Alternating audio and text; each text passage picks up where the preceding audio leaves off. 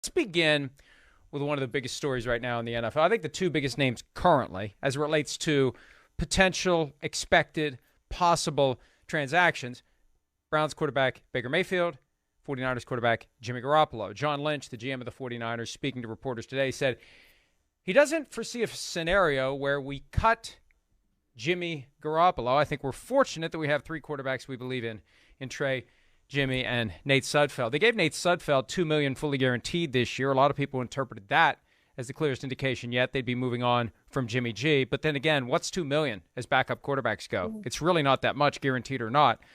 I really think there's a chance, Shireen, that they keep Jimmy Garoppolo simply because they blew their window to trade him and they don't want to admit that they blew it. So they're just going to keep him and pay the $25 million and lump it.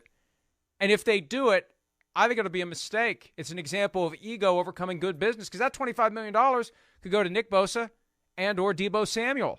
Why do you want to keep this guy around? And they have to be upset that he went and got this shoulder surgery and didn't even tell them, and the shoulder surgery is what's slowing everything down. I think that it's gamesmanship. I think they're hoping that they get an opportunity to offload him. His salary doesn't guarantee until a few days before week 1. So they have time. But I think they'd be better off unloading that cap charge and reinvesting that money in other players. What say you?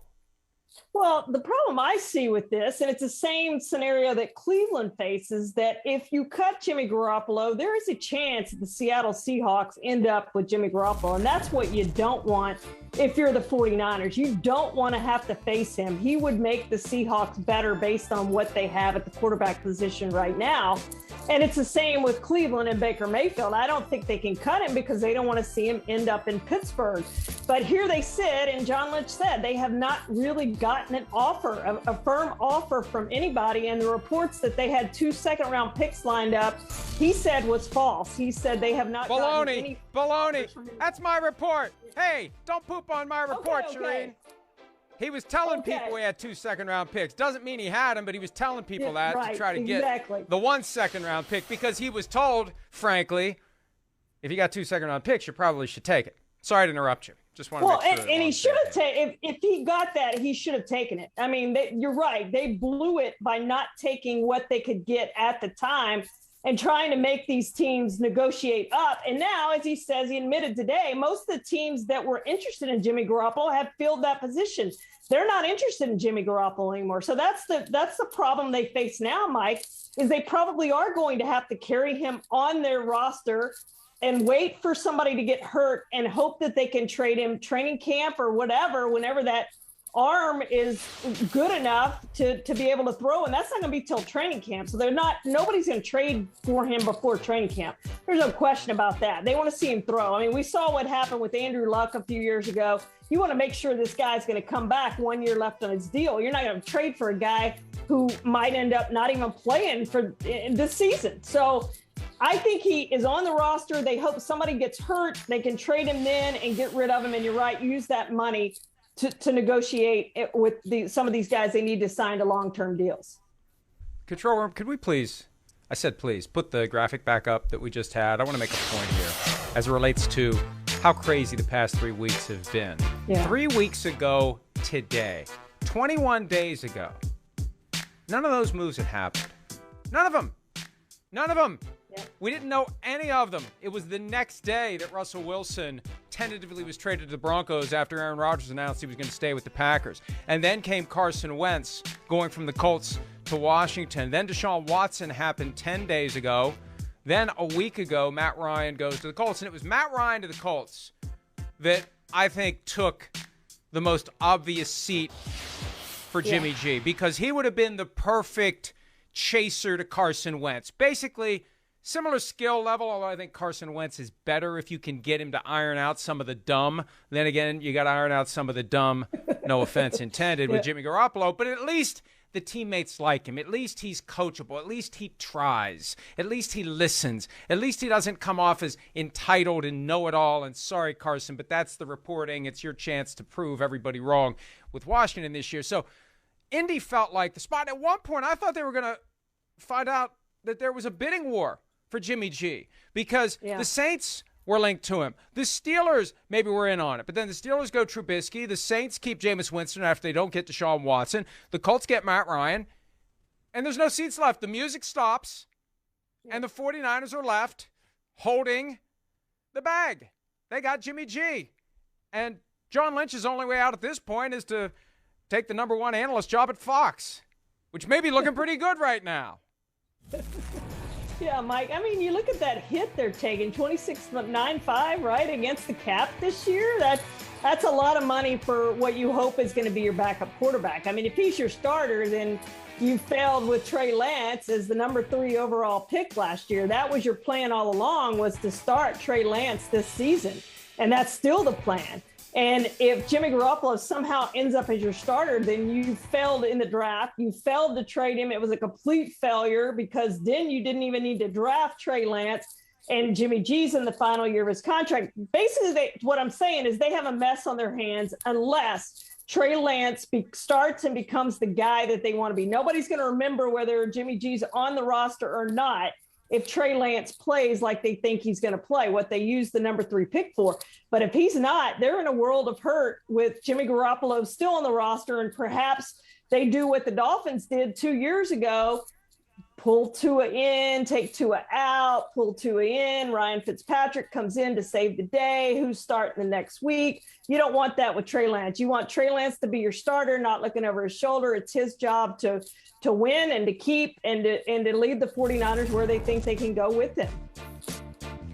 The key is that if and when Garoppolo is traded or cut, because he's in the last year of his contract, he leaves only $1.4 million behind in dead money. It's another $25 million that disappears, and that's the difference between the 49ers and the Browns. The Browns are still strapped with $18.8 million less whatever Baker Mayfield would make somewhere else. Let's say the league minimum for his skill level of 1.035. They're still paying $17.7 and change to Baker Mayfield. 49ers pull off the Band-Aid. Garoppolo's gone. The financial obligation is gone. And again, it doesn't vest as guaranteed until week 1. That said, if he practices, if he gets injured, you can't cut him. Suffers a serious injury. At a minimum, you have an injury grievance as to when he'd be healthy. You're playing poker here. You're playing a deadly game when it comes to your cap dollars for a guy that you ideally don't want to be your starter. The other side of it, too, is, and no one knows the truth here other than Kyle Shanahan and John Lynch.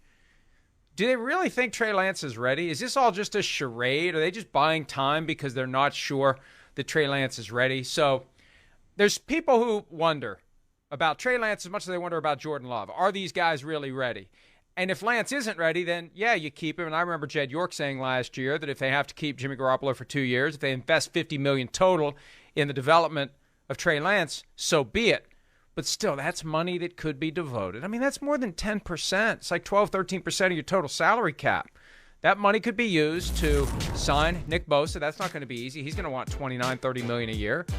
Deebo Samuel, after the Devontae Adams contract and the Tyreek Hill contract, what do you think Deebo Samuel's going to want? Yeah. The sooner they get rid of that $25 million, the better.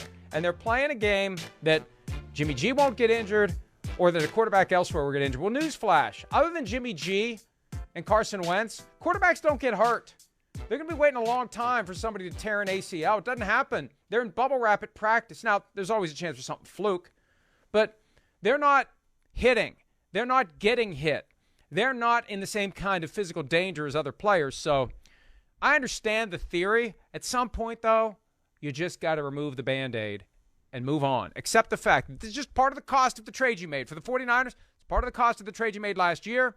For the Browns, it's part of the cost of the trade you made this year. At some point, you just got to accept it and you got to move on. I think they should both just move on. Well, and the good thing for the 49ers, if they do end up keeping him, is he's not Baker. Like, he's not going to cause problems as a backup quarterback. He would be fine as your backup quarterback. But for me, if I'm the coach, if I'm Kyle Shanahan, I don't want Trey Lance to have Jimmy Garoppolo behind him. I want Trey Lance to know it's his job. We totally believe in you. We're not going to pull you out of a game. If you're struggling at halftime, you've got to figure it out in the second half and go win this game. We believe you can do that. So I wouldn't want him on my roster for that simple reason. I drafted him 3rd overall for a reason. I thought by the 2nd year that he's in the league, he could be my starting quarterback. So it's his time. And Jimmy Garoppolo at that February 1st news conference, which was his last news conference talking to the media, he sounded like he was saying goodbye. The 49ers have sounded like they were saying goodbye to Jimmy Garoppolo. They waited too long. Now they have him. Now he's had shoulder surgery. Now who knows how this ends up. But this is not the scenario I don't think that anyone envisioned, Jimmy Garoppolo, the 49ers, or anyone.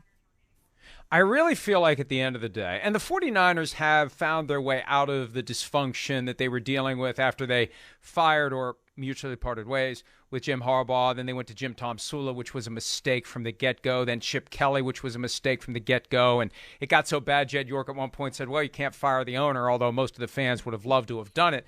They have really dug out of that dysfunction. But I feel like, and I'm sorry if you find this annoying, Kyle Shanahan, not that you're listening or watching, but I know he loves some of our headlines and some of our takes. I feel like at some level, this is about CYA, and this is about how things look, not about making the best decisions for the football team. Like, you know, we gave up all that to go get Trey Lance, and we can't put him on the field until we know he's ready. And we got Jimmy Garoppolo, and we kind of overplayed our hand when we could have traded him, and now we got to keep him. And it just doesn't feel like there's a cohesive thread to the decision-making process. Just like in Cleveland, it didn't feel like there was a cohesive thread. Yeah, agree with you, Mike. And both of those teams now are sitting with quarterbacks, and all the quarterback jobs are mostly taken. And we'll see what happens. Maybe the draft comes and the Seahawks or somebody doesn't get who they want, or maybe Drew Lock looks terrible. And I still can't believe that he's going to be their starting quarterback on day one. Perhaps in the offseason program, he doesn't do what they think. And maybe one of those teams then comes back to the table and says, hey, we'll give you a low-round draft pick. I think at this point, they take anything for those quarterbacks. Hi, I'm Mike Tirico, and thanks for watching.